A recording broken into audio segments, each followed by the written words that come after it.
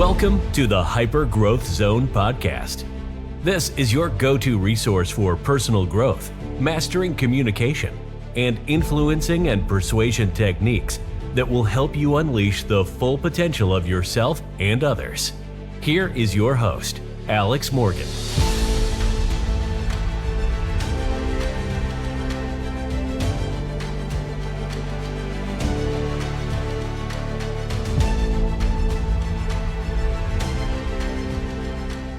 Welcome to another episode of the Hyper Growth Zone podcast. My name is Alex Morgan, and I'm a master trainer of hypnosis and NLP.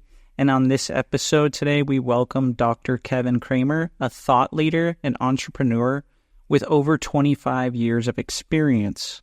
Dr. Kremer is the co-author of Quantum Accountability, the Proven Playbook to Master Your Mindset, Unlock Extraordinary Success, and Transform Your Life and Business.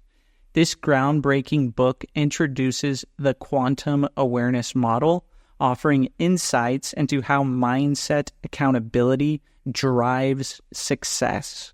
So go ahead and join us as Dr. Kremer shares his wisdom on achieving extraordinary personal and professional abundance. All right, Kevin, thanks so much for coming on the podcast. I appreciate you being here. Thanks, Alex. Thanks for having me. Yeah, so we were talking a bit about your new book that's going to be coming out in a bit here, Quantum Accountability, the Proven Playbook to Master Your Mindset, Unlock Extraordinary Success, and Transform Your Life and Business. And in this, it talks a lot about the quantum awareness model. So can you kind of give a big picture of what this quantum awareness model is and kind of how people can use it? Yeah, absolutely. So the first thing I like to do is just explain what I mean by the term quantum. So quantum, we've come across that term in quantum physics, quantum mechanics, quantum theory. And so, the derivation is Latin quantus, which it's essentially this tiny small particle or something that is unseen, so we live in this sensory related universe or world as a human, and there are certain unseen things that come to us through our senses, which is, what we hear, what we see, and these stimuli that are non-physical. And so that's the quantum. And the accountability is if we take ownership of that stuff and we are in control more of what we're feeding ourselves from a mental standpoint, from a mindset of, what are we watching? What are we listening to? Who are we hanging out with? What types of conversations are we having? What words are we using? That's going to develop our mindset. And our mindset and what we build there determines the action steps we take in life, determines our level of success and our level of abundance or what we have. So we're really focusing on quantum accountability. And the quantum awareness model, quantum accountability is taking accountability or ownership for yourself and building your mindset, who you become, which then determines what you do in life, your action steps, which determines your level of success. So it's a principle of steps of success in life, if you will. Nice. That really helps. And one of the first things that I teach to a lot of people about taking that first step to success is taking responsibility. And I look at that a lot of times as people, they're either kind of in control of their efforts or their attitude, or they're kind of like pointing the finger at things outside of themselves or blaming other things. So is that kind of where you start with it too, or do you also go a bit deeper as well? Yeah, and it's so good that you mentioned that. So, we have something there. I say we, my wife has co-authored the book with me, is we talk about this mindset continuum where, Carol Dweck had the concept of growth versus fixed mindset. Well, we talk about scarcity, we talk about pessimism, we talk about a victim mindset. And so if we can help people understand that if they have, everyone's got their story, and if the story is about being the victim or poor me or pointing fingers, blaming, it's somebody else's, something else's fault, we don't get anywhere in life until we stop and we say, wait a second, how did I get here? What am I accountable for? And then from there, we can actually look at all the great things that we have accomplished and how we've gotten here, what we do have, and then move forward towards where we want to go. So that's the mindset portion, and is huge on that continuum. And the more that we are in a positive mindset, which I go from optimism to growth to abundance, the more we're in that positive level, that's where we're going to get movement in the direction we want to go in life.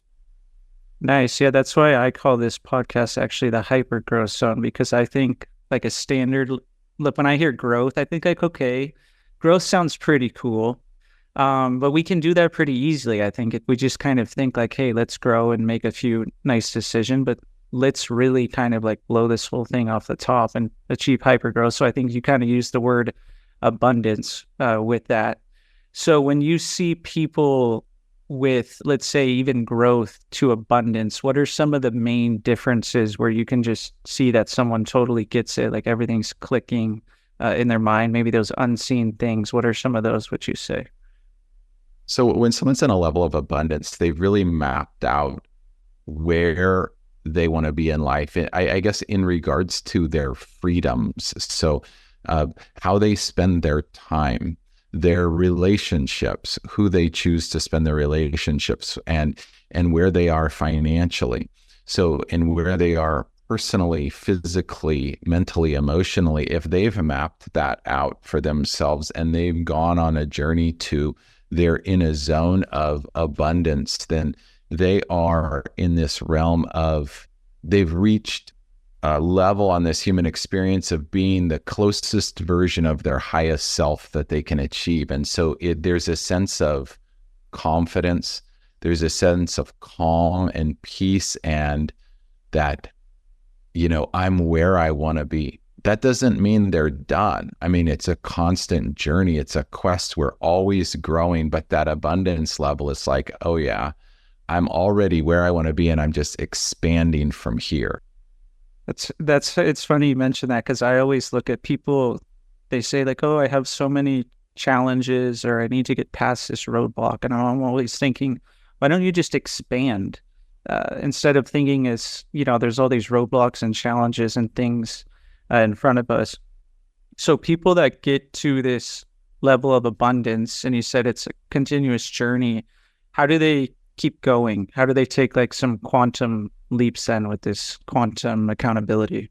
Well, it's in that constantly developing our mindset, where if we get somewhere, there's that tendency where now we want to go something further. We want to go even bigger. And that's where the compounding or the exponential or logarithmic component comes in. It's like, okay, I've had this level of impact in my life, and this is wonderful. And it's like, well, wait a second. Now I want to go even further and provide an even greater impact. Yeah, impact. That's a big one that a lot of people who think like this use. You mentioned the word algorithmic. So do you think then people, when they get to this level, it's almost like they kind of have these formulas working for them, or they maybe have things kind of automated in their mind that brings them to this level of success?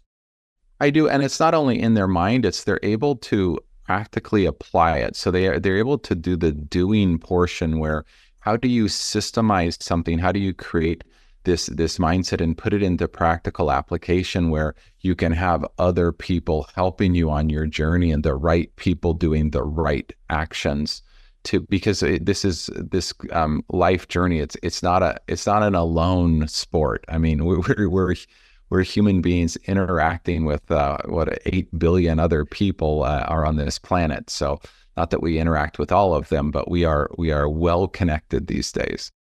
A lot of people I work with, I always teach them that there's kind of like 4 different things that we can tap into that we delete to get us success: our network, our skills, our resources, and then our mentality. That's kind of what popped in my mind when you were saying these things. So how can people then like unlock those different things? Like, do you advise people to boost their network that they work with when they're struggling a bit? Like, where do you kind of see different things and how they take those and get even better and better? Yeah. So the network is one thing, and the bigger isn't always better. It's more about really determining who you're going to spend your time with. So if they say, oh, we are the 5 people we spend the most time with, having 500,000 followers versus 2,000 isn't necessarily a big deal in this component of your life and the mindset growth. It's more about who are those people that you want to surround yourself with that are going to help you be the best version of yourself. So really, the mentors, the mastermind groups, and when you get in a group of people where it's like the quality of the conversation, the things you're talking about, it's just the energy in the room is amazing. And it's like, this is my tribe. These are my people. We want to find those groups, and they help us with our mindset. I'm like, oh yeah, that's so awesome what you're doing. Yeah, this is cool. This person could help you with that. And so it really creates that growth from there. You also have the concept of the mindset star in the continuum. So can you explain kind of, I'm interested, like, what do those actually mean? I can guess, but I'd like to hear from the expert. This quantum awareness model, and the bottom level of that is the accountability portion of that. So the quantum accountability is developing your mindset, developing who you become. And from that, it will determine what decisions, what actions, what choices, what habits you make. So it will determine the doing in life, or the action steps, which then determine that the having, or the abundance. So that's the awareness model. We go from accountability to action to abundance. So in that accountability, and what we talk about in the book, is developing the mindset. And the mindset is constantly evolving from the stimuli that are coming in, from talking to people, from listening to things, from podcasts, from YouTube videos, or maybe we're watching or listening to stuff that's not really productive and good for us. So we're building that mindset, and that mindset is our thoughts, our beliefs, our virtues, our attitudes, and our feelings. And so those things are all, it's almost like an Escher diagram where it's unending, like an infinity symbol. So the star we have is all points are touching, and it's ever ongoing connected, because all of those things are always interacting with each other and developing, which then determine what we do. So the virtues part of this, is this kind of like values and how we become motivated towards, what we actually want to get? Yeah. So virtues are my favorite story about that is Ben Franklin. So when we look at success in life, it's not always, in business, it's not always like a number or a revenue thing. It can be impact. So virtues are those things that, we align with to the core, like almost if a business, we define our core values, our virtues would be, these are the things that, to me, that, I live by. And so Ben Franklin took 13 virtues then, and he tracked those on a daily basis and looked at, okay, well, am I in alignment with these, and would check that off daily and make sure. And by measuring things and putting a process to something and tracking it, we can get better and more in alignment with what we want. So virtue tracking is actually something we discuss in the book as a way to first define what virtues are important to you, and then have a cadence of monitoring those so you can move closer and closer to your best version of yourself. Okay, that's pretty cool. And when you're talking about monitoring these or tracking these, is there a certain thing that you recommend the best to do, or is it up to the person? How does that kind of work?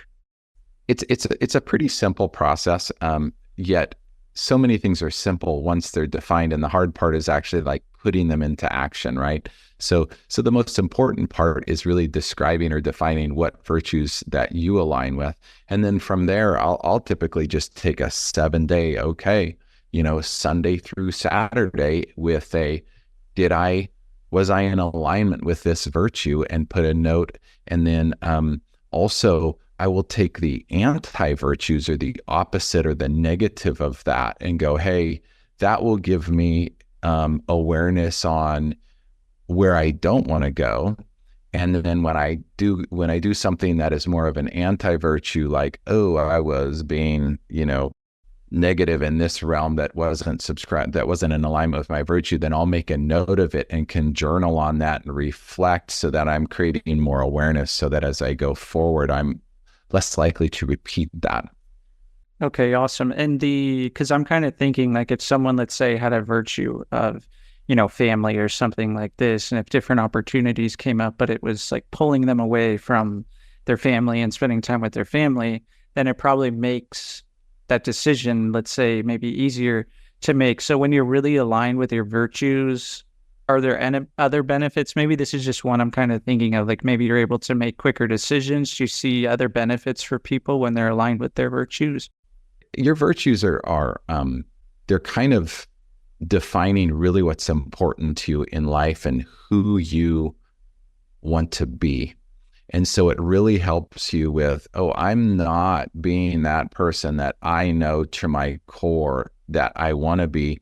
And so then there's a sense of discontent, or you're not at peace with yourself. You're not as happy. And not that I never want to say, oh, we can be happy all the time, because that's just not realistic in our human experience. Yet when we see those moments and we can notice when we're getting off course by the way we're feeling, it's like, oh, I'm getting out of alignment with my core being. Okay. And that probably then, if someone's getting out of alignment, then they won't have the personal or professional abundance, I'm guessing. Is that right? Yeah, because abundance is, we all define it differently. So what's important to me might be different from what's important to somebody else. So as long as we take the time to really define what's important to us and know what our virtues are, then we can know if we're going in the direction that we want to be going or not. Okay, awesome. So you mentioned, this just popped in my mind. So you mentioned kind of at the bottom of the awareness model, you have the accountability. Then we kind of went into the, I don't want to mess up on your words, some sort of infinity action. Symbol. Yeah, this. And then you also mentioned the higher self earlier. So is there a gap that we're missing here? It just seems that accountability to the higher self's kind of a big gap. Does it go somewhere else to get you to alignment with the higher self?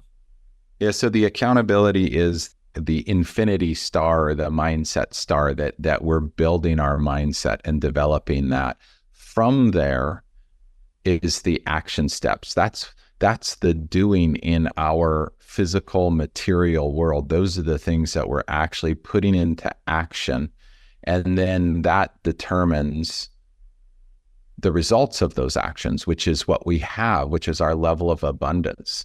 And abundance isn't, oh, I have a lot of nice cars. It might be to some people, abundance is, oh, I have this amazing relationship with my kids, or I have this amazing marriage, or I have this amazing sense of spirituality. So it's how we define that. And so sometimes we'll kind of take a circle of abundance and break it into segments so that someone can help define it better. Like, okay, where do you want to be personally, physically, spiritually, relationally, financially, in your job or career or sense of purpose? So if you look at all of those areas that are parts of your life and you map that out and say, okay, this is my optimal for those, and this is where I am now, then we can map out the steps to get there.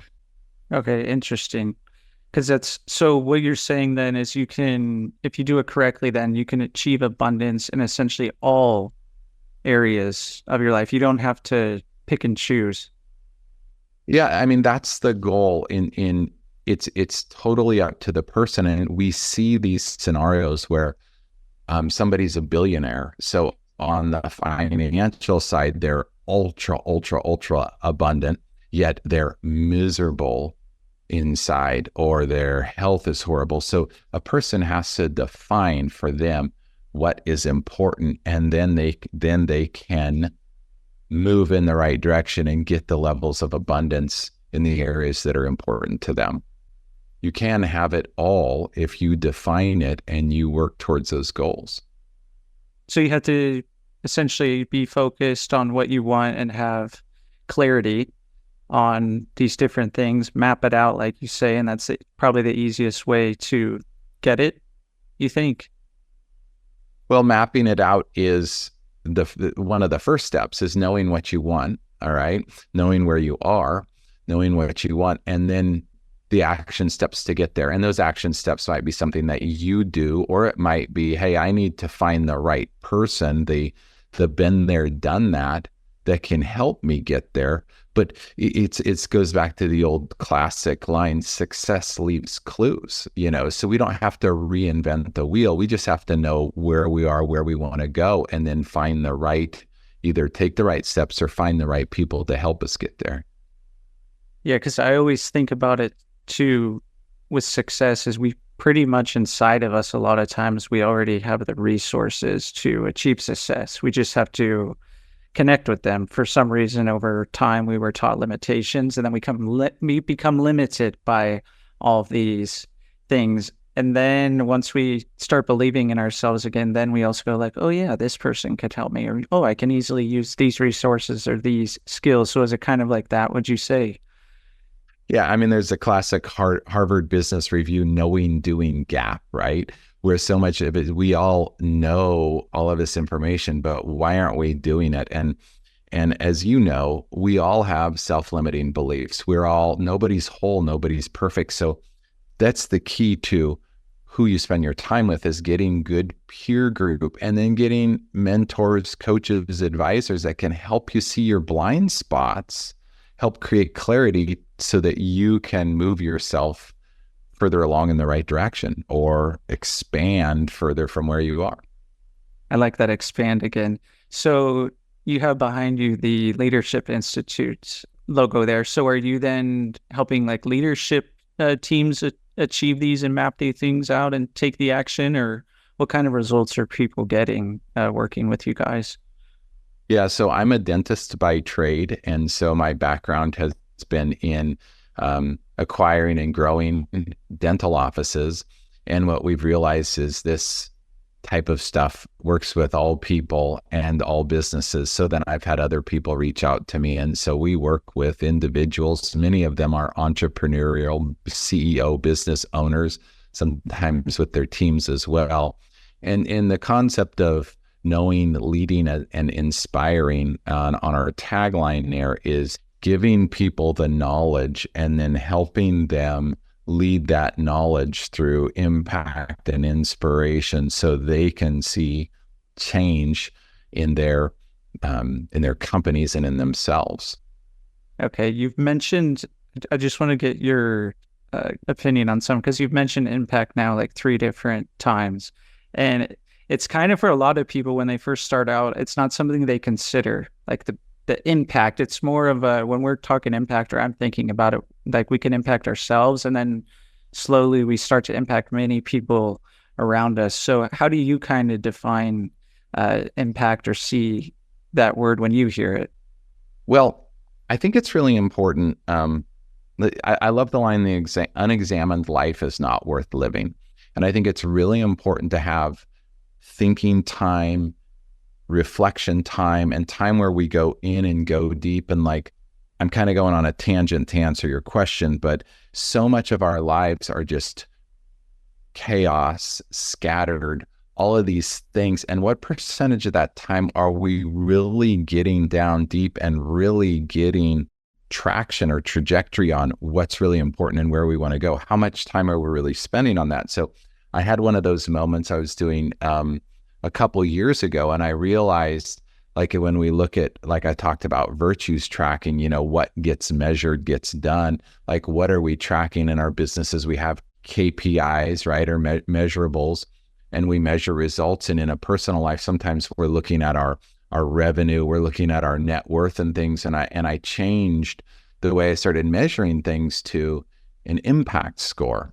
And so it became less about, maybe what's your financial bottom line and more about what's my impact.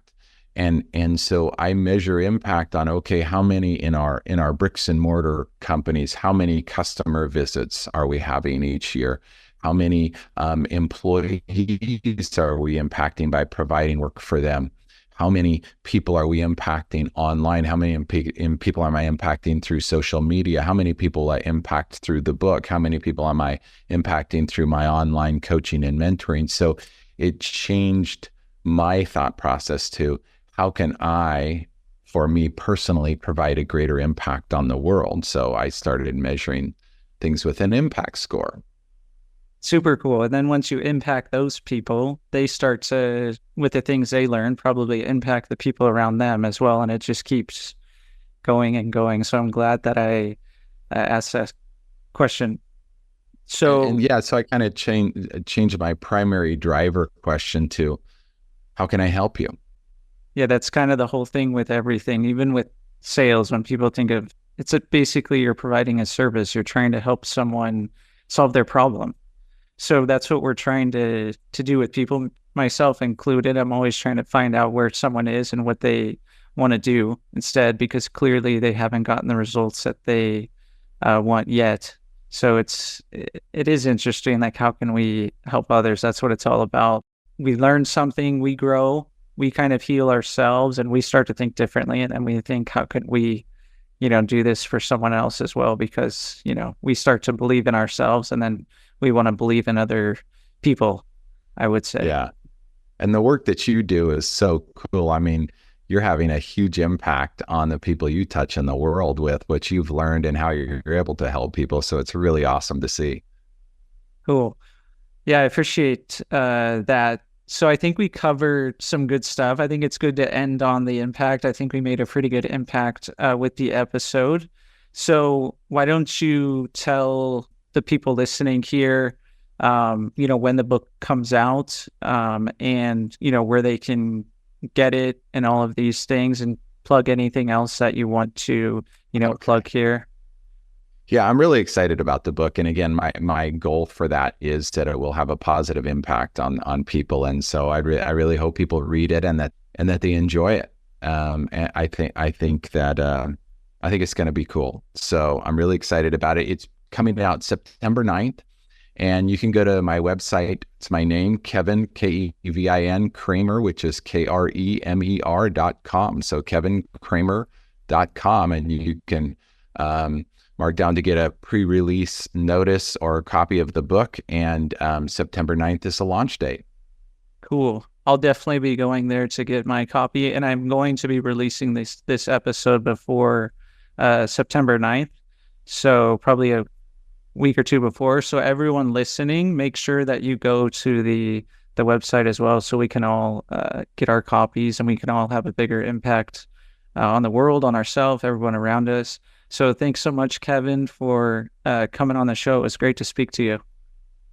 Thanks, Alex. It's been a pleasure. Really enjoyed it. So thanks for listening. And wherever you listen to this podcast, please rate the podcast so it can get into the minds of more people. And I'd love to hear your feedback. And I hope to see you on the next episode.